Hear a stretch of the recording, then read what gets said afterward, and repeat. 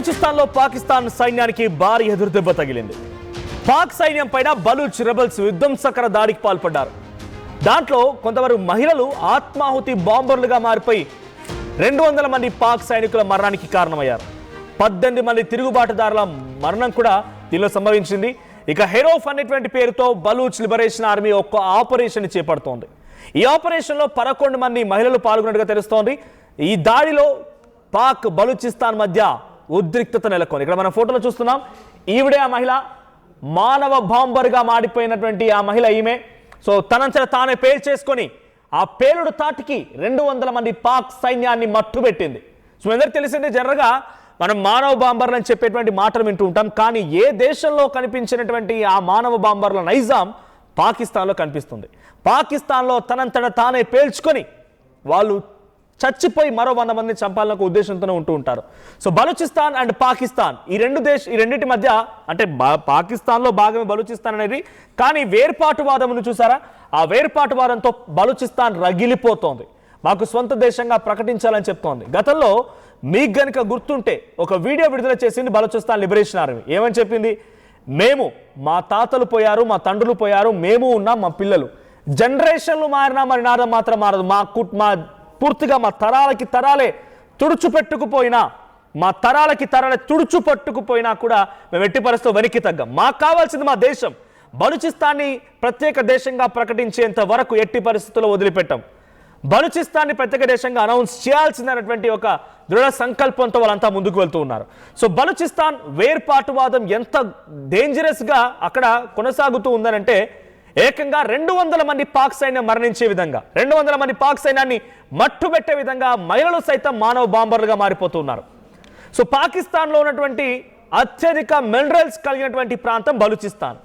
బలూచిస్తాన్ దగ్గర ఆ మినరల్స్ని, ఆ ఎక్స్కవేషన్లో బయటపడేటువంటి రా మెటీరియల్స్ మొత్తాన్ని కూడా, అక్కడ ఉన్నటువంటి ఆర్థిక మూలలన్నింటినీ కూడా పూర్తిగా ధ్వంసం చేసి దాని పేరుతోని ఖైబర్ పఖ్తూన్ఖ్వా, పంజాబ్ ప్రావిన్స్, సింధు ప్రావిన్స్లు ఖర్చు పెట్టుకుంటూ ఉన్నాయి.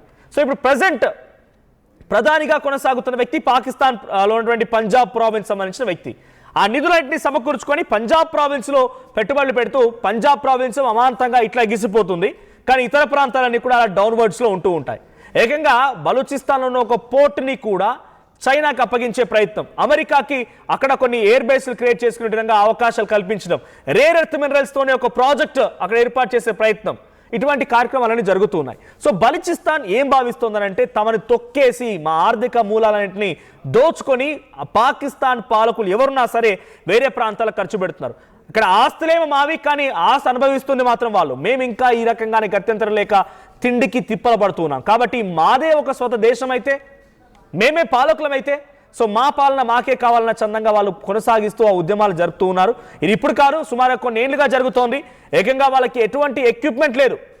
పాకిస్తాన్ కంటే సైన్యం ఉంది, వాళ్ళకి ఆయుధ సామాగ్రి ఉంది. ఇతర దేశాలతో అగ్రిమెంట్ కుదుర్చుకొని టర్కీ నుంచి డ్రోన్లు తెప్పించవచ్చు, చైనా నుంచి తుప్పు పట్టిపోయిన మిసైల్స్ తెప్పించవచ్చు, అమెరికా నుంచి ఆర్థిక స్థితిగతులు సమకూర్చుకొని ఇంటర్నేషనల్ మానిటరీ ఫండ్ సహాయంతో అనేక రకాలుగా వాళ్ళు వెపన్స్ కూడా కొనుగోలు చేయొచ్చు.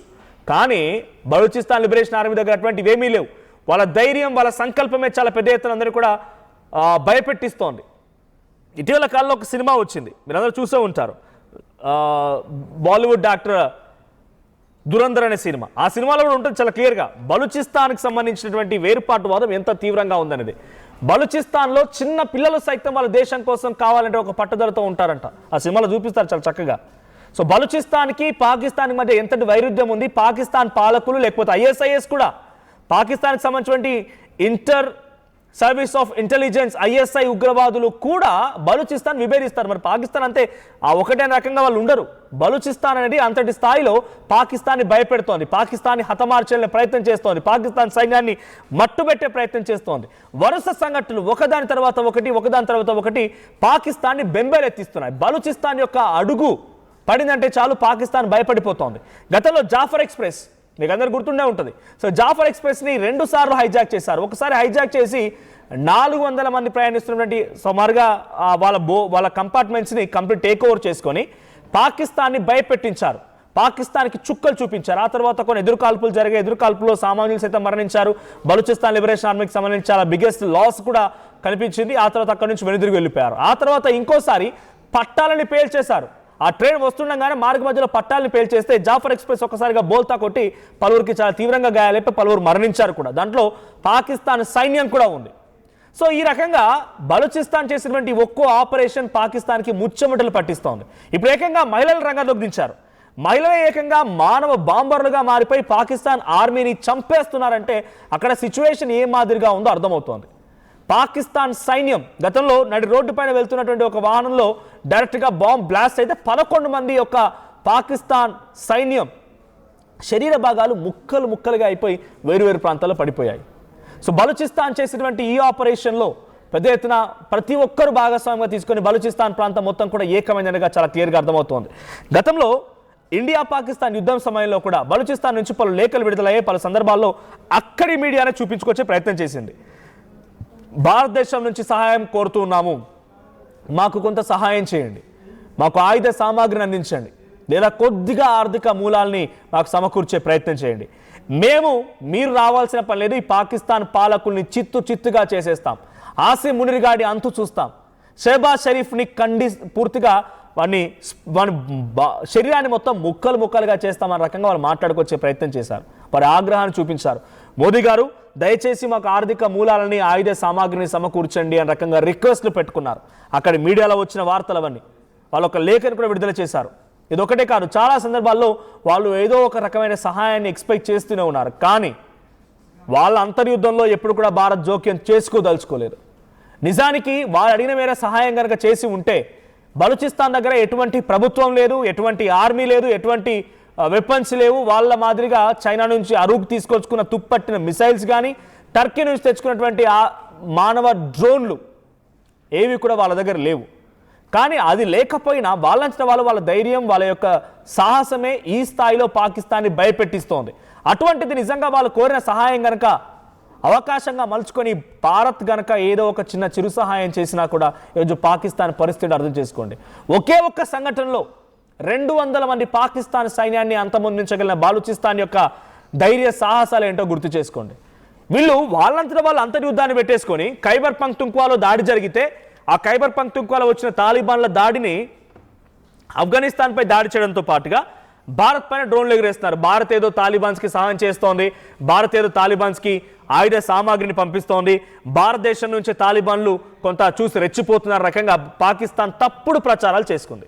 కానీ ఏమాత్రం కూడా తాలిబాన్ల పోరాటానికి, తాలిబాన్లు పాకిస్తాన్ మరి యుద్ధానికి భారత్ అసలు సంబంధం లేదు. వాళ్ళంతా వాళ్ళకి యుద్ధం. అసలు ఒకప్పుడు తాలిబాన్లను సృష్టించింది ఆ అంటే తాలిబాన్లు ఈ రకంగా ఈరోజు ప్రభుత్వాలు ఏర్పాటు చేసుకోగలిగారు. వాళ్ళు ఒక రివోల్యూషన్, నార్మల్గా జరిగేటువంటి పీస్ఫుల్ ఉద్యమాన్ని కాస్త రెవల్యూషన్ లాగా తీసుకొచ్చారు. ఆయుధ సామాగ్రిని ఉపయోగించి అక్కడి ప్రభుత్వాలని తిప్పికొట్టారంటే కారణం పాకిస్తానే. వాళ్ళందరినీ ఉగ్రవాదులుగా వాళ్ళలో విషపు బీజాలు నాటింది. వాళ్ళు తాలిబాన్ల ప్రభుత్వాన్ని తీసుకోవడం కోసం పాకిస్తాన్ వాళ్ళందరినీ రెచ్చగొట్టి వీళ్ళ అవసరం కోసం వాళ్ళని వాడుకుంది. ఇప్పుడు ఏమంటోంది, నేను చేయడం మూలంగానే తాలిబాన్లు అక్కడ ప్రభుత్వాన్ని ఏర్పాటు చేయగలిగారు కాబట్టి ఆ దేశం మొత్తాన్ని నా కంట్రోల్లో ఉంచుకునే విధంగా నేను చెప్పినట్టుగా చేయాలని చెప్పి తాలిబాన్ల మీద హుకుం జారీ చేస్తే పాకిస్తాన్ ఉన్నటువంటి సైన్యాన్ని తాలిబాన్లు మట్టుబెడుతున్నారు. దానికి భారత్కి ఏమాత్రం సంబంధం లేదు. బలూచిస్తాన్ వేర్పాటువాదం గురించి ఇందాక మీకు చెప్పాను. సో ఆ స్థాయిలో ప్రత్యేక దేశం కావాలనే పోరాటంలో భాగంగా బలూచిస్తాన్ ప్రయత్నం చేస్తూ ఉంటే బలూచిస్తాన్కి వెనక భారత్ ఉందనేటువంటి తప్పుడు ప్రచారం చేస్తోంది పాకిస్తాన్. ప్రతి సందర్భంలో వాళ్ళకి అవకాశం దొరికిందంటే చాలు భారత్ని ఎక్కువ పెట్టాలని. కానీ ఇప్పుడు చెప్పండి, 200 మంది సైనికులు అక్కడ బలూచిస్తాన్లో ఉన్నటువంటి ఒక మహిళ మానవ బాంబర్గా మారిపోయి అక్కడ ఒక మారణహోమం క్రియేట్ చేసింది. 200 మంది సైన్యాన్ని, పాక్ సైన్యాన్ని తునాతునకలు చేసిందంటే దీని వెనక ఎవరున్నారు? మరి వాళ్ళ పోరాటమే, వాళ్ళ యొక్క ఆత్మస్థైర్యమే, వాళ్ళ దగ్గర వంటి ఒక పట్టుదలే ఈ స్థాయిలో పాకిస్తాన్ సైన్యాన్ని పరుగులు తీయించగలుగుతోంది. మనదాకా అవసరం లేదు ఈ పిచ్చి వరవలు. ఈ పాకిస్తాన్ పాపిస్తున్న కొడుకులు మనదాకా వచ్చి మనతో యుద్ధం చేయాల్సిన అవసరమే లేదు. కరెక్ట్గా బలూచిస్తాన్ ఎదుర్కొంటే సరిపోద్ది. బలూచిస్తాన్ ఎదుర్కోలేకనే పిచ్చి మాటలు, కారు కూతలు, ఇష్టం వచ్చినట్టుగా మాట్లాడుతూ వాళ్ళు బిహేవ్ చేస్తున్నారు. కానీ ఏ మాత్రం కూడా వాళ్ళు భారత్ని ఎదుర్కొనే ధైర్యం ఎట్టి పరిస్థితుల్లో కూడా పాకిస్తాన్కి లేదు. సో బలూచిస్తాన్ త్వరలో ఈ మాదిరిగా కొనసాగితే ఇంకా పాకిస్తాన్ని ముక్కలు చేయడం గ్యారెంటీ. ఒకసారి నిన్న జరిగిన సంఘటనకు సంబంధించి ఒకసారి ఆ విజువల్ చూద్దాం.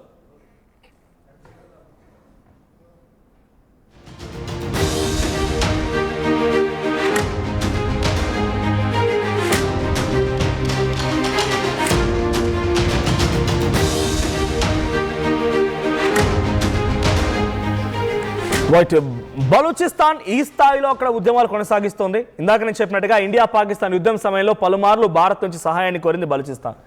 ఒంటరిగా ఒక మహిళ 200 మంది సైనికుల్ని పాక్ పిచ్చి కుక్కల్ని హతమార్చగలిగింది అనుకున్నప్పుడు, సో నిజంగానే భారత్ నుంచి కొంత సహాయం పొందితే బలూచిస్తాన్ పరిస్థితి ఏ రకంగా పవర్ఫుల్గా మారింది, పాకిస్తాన్ ఏమైపోతుందో ఒకసారి అర్థం చేసుకోండి. సో మీ అభిప్రాయం ఏంటి?